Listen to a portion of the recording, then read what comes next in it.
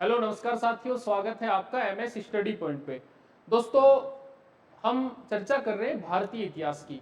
और भारतीय इतिहास में हम पढ़ रहे हैं मुगल काल को। क्योंकि पिछली जो क्लास थी उसमें हमने जहांगीर के बारे में चर्चा की थी, और आज की जो क्लास है इसमें हम शाहजहां के बारे में अध्ययन करेंगे। तो देखो, बात करते हैं हम शाहजहां की। शाहजहां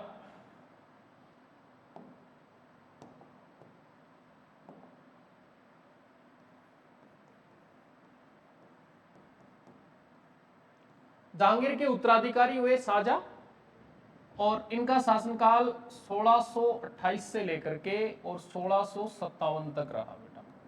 जैसे 1627 में जहांगीर की मृत्यु हो गई थी, उसके बाद 28 में ये शासक बने, 57 तक रहे। ठीक है। सबसे पहले शाहजहां की बात करें तो जन्म, पिता और माता। इनका जन्म हुआ 1592 में। ठीक है। जगत गुसाई के गर्भ से। मैंने बताया था जहांगीर का दूसरा विवाह मारवाड़ के मोटा राजा उदय सिंह की पुत्री जगत गुसाई से संपन्न हुआ था, जो इतिहास में जोधाबाई के भी नाम से प्रसिद्ध हुई। ठीक है। ये जगत गुसाई के गर्भ से हुआ था, जो मोटा राजा उदय सिंह की पुत्री थी। ठीक है। तो सॉरी, माता तो हो गई जगत गुसाई, और पिता की अगर बात करें तो पिता कौन था इनका? जहांगीर था। ठीक है। जहांगीर का विवाह जगत गुसाई से हुआ, और उसी से पैदा हुआ कौन? खुर्रम। यानी इसके बचपन का नाम क्या था? खुर्रम था। जगत गुसाई मारवाड़ के मोटा राजा उदय सिंह की पुत्री थी। ठीक है बेटा। देखो, अपन बात करें इसकी,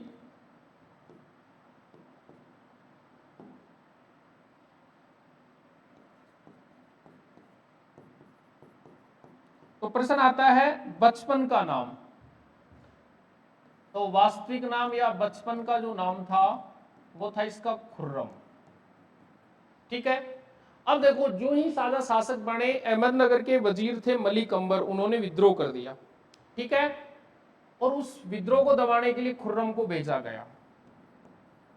अहमदनगर के वजीर मलिक अंबर के विरुद्ध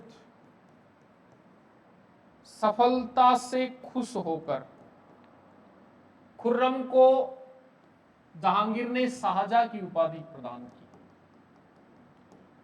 तो शाहजहां का मूल नाम खुर्रम है। खुर्रम को शाहजहां की उपाधि कौन प्रदान कर रहा है? जहांगीर अहमदनगर के वजीर मलिक अंबर के विरुद्ध सफलता से खुश होकर के या प्रसन्न होकर के। वही खुर्रम जो इतिहास में फिर शाहजहां के नाम से प्रसिद्ध हो गए। ठीक है बेटा। अब देखो, बात करते हैं शाहजहां के विवाह की।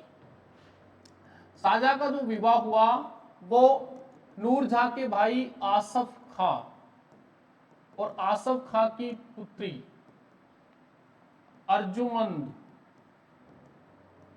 बानो बेगम से संपन्न हुआ।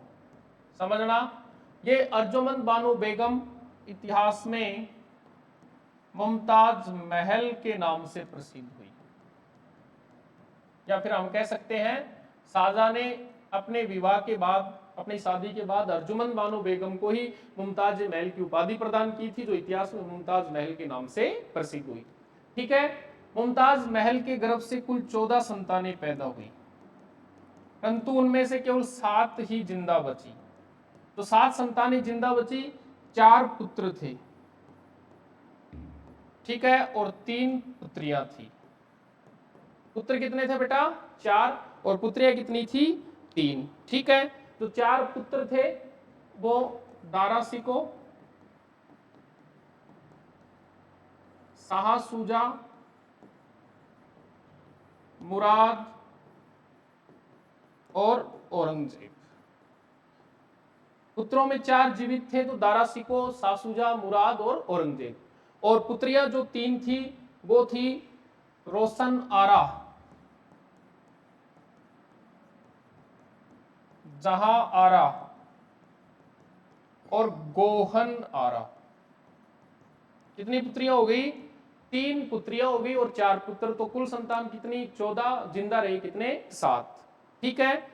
और 1631 में प्रसव पीड़ा के कारण मुमताज महल की मृत्यु हो गई। मुमताज की मृत्यु कब हो गई? जो शाहजहां की प्रिय रानी थी या उसकी बेगम थी, 1631 में हो गई। और बेटा आपको अच्छी तरीके से अपने को ध्यान रखना है कि शाहजहां ने मुमताज महल की याद में आगरा में ताजमहल जैसी सुंदर इमारत का निर्माण करवाया था।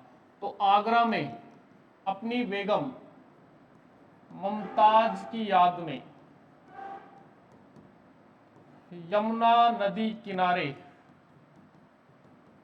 क्या बनवाया? ताजमहल बनवाया। क्या बनवाया बेटा? ताजमहल बनवाया। ताजमहल आगरा में है। और ये जो ताजमहल था इसके वास्तुकार थे दो, उस्ताद अहमद लाहौरी और उस्ताद ईसा खां। उस्ताद अहमद लाहौरी और उस्ताद ईसा खां के द्वारा इसकी डिजाइन बनाई गई। ताजमहल जो है वो आगरा में यमुना नदी किनारे, जिसमें राजस्थान से निकले हुए सफेद संगमरमर का प्रयोग हुआ है। और ये दुनिया के या विश्व के 7 अजूबों में शामिल है। ठीक है बेटा। शाहजहां ने अपने समय मयूर सिंहासन का भी निर्माण करवाया था। और इस मयूर सिंहासन के वास्तुकार बे बादल खां थे। वास्तुकार जो थे उनका क्या नाम था? बे बादल खां।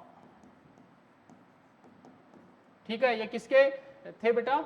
ये मयूर सिंहासन के वास्तुकार थे। वैसे हम शाहजहां की बात करें तो सबसे पहले शाहजहां के राज्याभिषेक की हम बात करें तो शाहजहां का जो राज्याभिषेक हुआ वो कब हुआ? 1628 में इनका राज्याभिषेक हुआ था। बताया ना, राजगद्दी पे कब बैठे ये? 1628 में। और उपाधि धारण की अबुल मुजफ्फर शहाबुद्दीन, अबुल मुजफ्फर शहाबुद्दीन किरण ए सानी, किरण ए सानी की उपाधि से ये भारत के बादशाह बने। आगरा में ताजमहल बनवाया और मयूर सिंहासन का निर्माण करवाया। ठीक है। इसके अलावा दिल्ली का लाल किला, ठीक है, लाल किले में स्थित दीवान ए आम, दीवान ए खास, इनका निर्माण करवा दिया। ठीक है। इसके अलावा जामा मस्जिद,